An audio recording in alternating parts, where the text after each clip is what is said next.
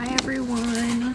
So I'm here today to talk a little bit about Chagrin's developmental vectors and kind of how I experienced and went through them in my undergraduate years at Loyola. I do think I went through them in a little bit of like a non-linear kind of way, kind of jumping back and forth between stages. But I do think that I experienced all of the different levels in my own way. The one that I do think that I experienced in order were the first three. So when I started at Loyola, I was a psychology major, and I thought that my plan was going to be to join the FBI. That is something that I wanted to do, but it wasn't something that I was necessarily passionate about. And I think the environment of Loyola in that first freshman year gave me the experience to develop competence and the confidence to admit this is not necessarily what I'm passionate about. And I was able to change my major to English, which is something that I've always really enjoyed doing and something that I saw myself using in a career. I wasn't sure exactly what I wanted to do with it, but I knew that that is kind of where I wanted to head in that direction. And excuse me, I kind of have notes in my book just to kind of, So the next two stages, the managing emotions and moving through autonomy and interdependence, I really struggled with these when I first got into the English major.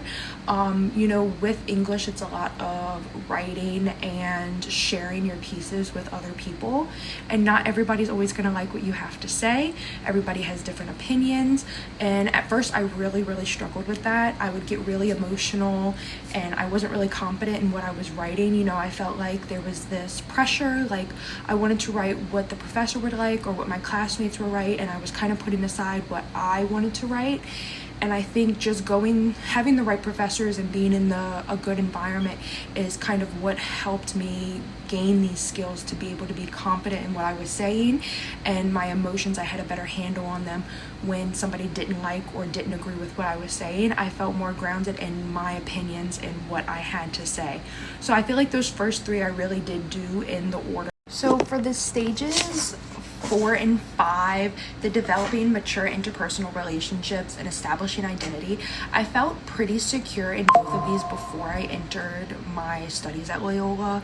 I've been very open about who I am since a very young age, probably since around that middle school. I've been very grounded in my queer identity and just who I am as a person, and I've been very stuck with my ethical and moral point of view since around that age.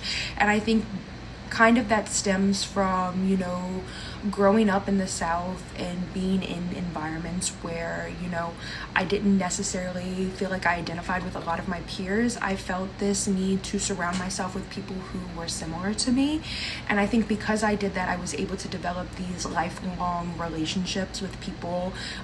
Some of my friends from back then are still some of my best friends today, and I think I did use these skills also in my undergraduate, but I wouldn't say that I developed these around that same period of time. So that's where kind of it gets a little weird with the stages. I do feel like before this period of time, I kind of had these already flushed out.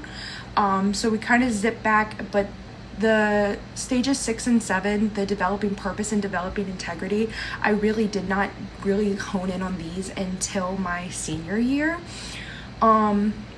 Like I kind of mentioned before, I knew with the English, I wanted to do something with writing, but I knew that being an author isn't always the most realistic and sustainable career. And so I began to utilize my school's career services.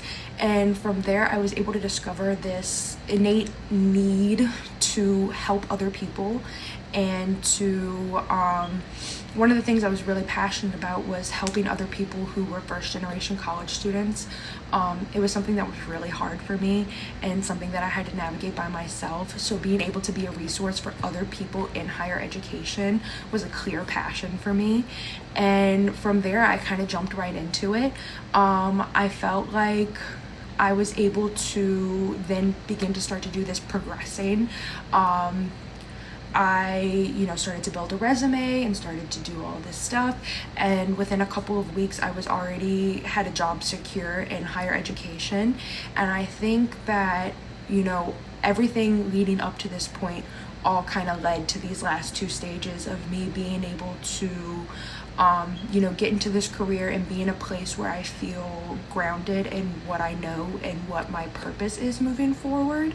So yeah.